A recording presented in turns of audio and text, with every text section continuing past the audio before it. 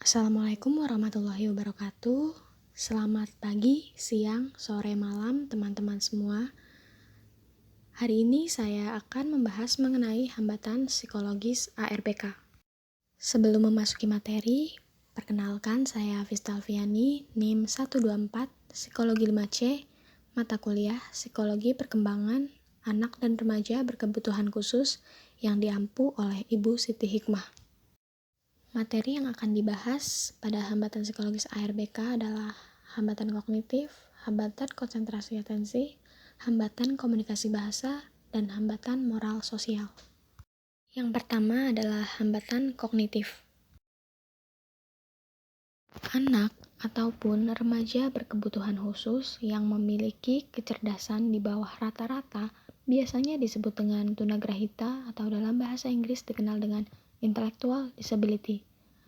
Intellectual disability menurut American Psychiatric Association adalah suatu gangguan pada masa perkembangan yang menyerang dan diikuti kekurangnya fungsi adaptif dan fungsi intelektual. Yang dimaksud dengan kekurangan fungsi intelektual adalah sulitnya untuk berpikir atau menalar, kesulitan dalam menyelesaikan masalah, bagaimana berpikir abstrak, dalam berpendapat, dan dalam hal akademik, disertai dengan asesmen klinis dan standar tes intelijensi individual. Sedangkan kurangnya fungsi adaptif adalah sulit berkomunikasi, kurang dalam bersosialisasi, kurangnya kemandirian di berbagai lingkungan seperti di sekolah, di rumah maupun masyarakat sekitar. Tunagrahita diklasifikasikan menjadi 4 berdasarkan tingkatan IQ. Pada tingkatan pertama adalah mild dengan IQ 55-75, dikategorikan sebagai tunagrahita ringan, di mana penderita pada kategori ini dapat secara mandiri melakukan hal-hal yang praktis disertai dukungan keluarga dan orang-orang sekitar. Pada umumnya, kategori ini dapat bersekolah, namun pastinya memiliki kesulitan untuk menyelesaikan tugas-tugas akademik, dan perkembangan fisiknya pun agak lambat dibanding anak-anak seusianya. Yang kedua adalah moderat, dengan IQ 40-55, dan dikategorikan sebagai tunagrahita sedang. Anak-anak pada kategori ini dapat melakukan perawatan diri secara mandiri, namun dalam pengawasan orang sekitar. Memiliki kemampuan komunikasi yang sederhana, seperti untuk menyampaikan kebutuhan dasar, seperti minum, makan, ataupun mandi. Penampilan fisik pun menunjukkan adanya kelainan sebagai gejala bawaan. Selanjutnya adalah severe, dengan IQ sekitar 20-40 dan dikategorikan sebagai tunagrahita parah, di mana anak-anak tidak mampu melakukan tugas-tugas sederhana maupun mengurus dirinya sendiri. Secara keseluruhan, kondisi fisik mereka itu lemah karena gangguan fisik motorik yang cukup berat dengan kelainan fisik yang dapat dilihat pada bagian lidah serta ukuran kepala yang lebih besar daripada ukuran kepala normal. Yang terakhir adalah profound. Hanya sekitar 1-2% dari seluruh populasi penderita tunagrahita ini ada dalam kategori profound ini atau sangat parah dengan IQ di bawah 20-25. Pada kategori ini sering disebabkan karena adanya gangguan neurologis yang menyertai. Mereka membutuhkan perawatan intensif karena kemampuan beradaptasi yang kurang dan tidak dapat melakukan kegiatan tanpa bantuan. Kelainan fisik pada kategori ini adalah ukuran kepala yang besar seperti mongolism dan hydrocephalus. Selanjutnya yang kedua adalah hambatan konsentrasi atensi. Konsentrasi adalah kemampuan seseorang dalam memusatkan pemikiran untuk memilah informasi yang dibutuhkan dengan informasi yang tidak penting. Sedangkan atensi menurut Solso dan kawan-kawan adalah pemusatan pikiran pada suatu objek dengan jernih. Dari sudut pandang para psikolog kognitif, pada masa ini, atensi mengacu pada proses kognitif yang menyeleksi informasi penting dari sekeliling individu melalui panca indera, sehingga informasi yang tak terkira jumlahnya itu dapat terkumpul di otak. Anak dengan gangguan pemusatan perhatian biasa disebut dengan Attention Deficit Hyperactivity Disorder atau ADHD.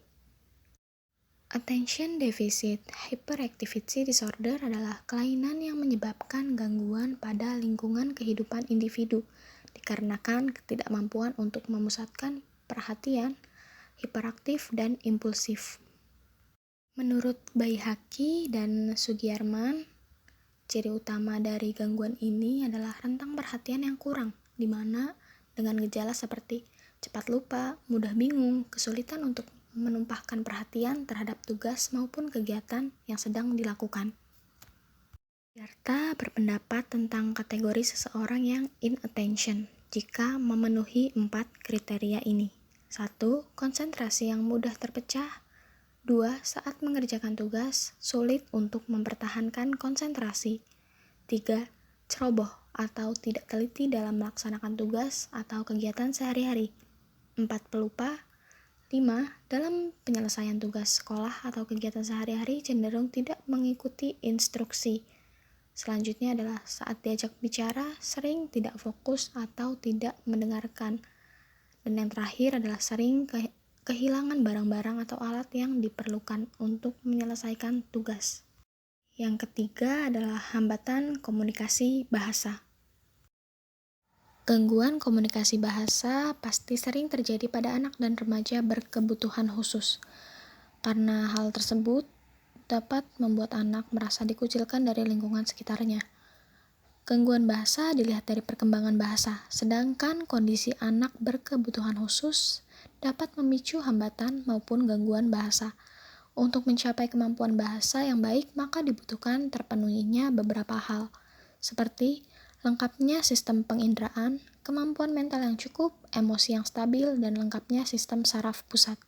Apabila hal-hal itu tidak terpenuhi sejak kecil, maka berimbas pada munculnya gangguan berbahasa, menurut Bogdashina. Hambatan berbahasa dapat muncul pada anak berkebutuhan khusus, yaitu pragmatik. Pragmatik ini berkenaan dengan cara menggunakan bahasa dalam suatu keadaan. Biasanya terjadi pada anak tunagrahita dan tunarungu, karena ketidakmampuannya dalam menggunakan bahasa yang sesuai konteks. Selanjutnya adalah perkembangan pralinguistik, di mana anak-anak berkebutuhan khusus dapat mencapai tahap ekolalia sama seperti anak normal lainnya. Tetapi setelah menginjak umur 1 tahun, akan ada perbedaan sesuai dengan keterbatasannya. Anak tunarungu tidak dapat menerima dengan baik informasi dari luar, maka dari itu terjadilah hambatan bahasa dan komunikasi. Selanjutnya adalah semantik, di mana hal ini menyangkut dengan pemahaman makna suatu kata. Biasanya gangguan ini dialami oleh para penderita autisme. Lalu ada morfologi, di mana mencakup bagian dari suatu kata yang terdiri dari asal kata, mempelajari tentang bentuk kata, perubahan kata, dan dampak dari perubahan kata tersebut. Pada kategori ini, contohnya adalah anak dengan language disorder.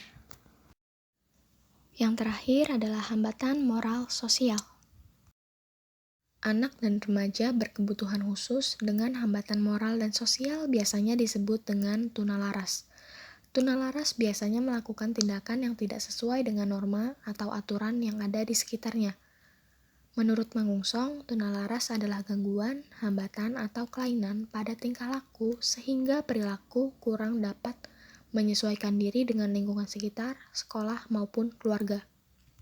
Ada 2 golongan anak tunalaras, yaitu berdasarkan kepribadiannya, di mana dibagi menjadi 2 lagi, yaitu tunalaras emosi dan tunalaras sosial. Tunalaras emosi adalah anak yang mengalami kelainan perkembangan emosi, sedangkan tunalaras sosial adalah yang mengalami kesulitan atau masalah dalam pergaulan atau penyesuaian diri. Selanjutnya adalah aspek kesehatan jiwa, yang dibagi menjadi anak tunalaras psikopat, di mana memiliki kelainan pada emosi dan penyesuaian, biasanya disebabkan faktor genetik dan tidak bisa disembuhkan.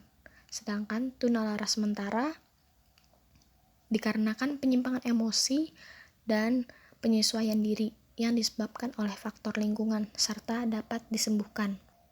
Pada hambatan moral sosial ini, anak biasanya merasa kurang senang bergaul, tidak dapat menyesuaikan diri dengan tuntutan hidup yang mengharuskan bersosialisasi.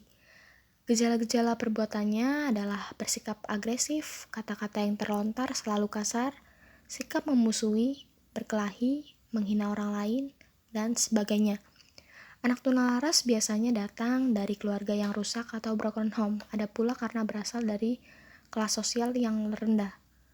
Ada pula konflik pada kebudayaan atau ada perbedaan kebiasaan di sekolah dengan di rumah, serta pengaruh pergaulan. Sekian materi yang dapat saya sampaikan, kurang lebihnya mohon maaf.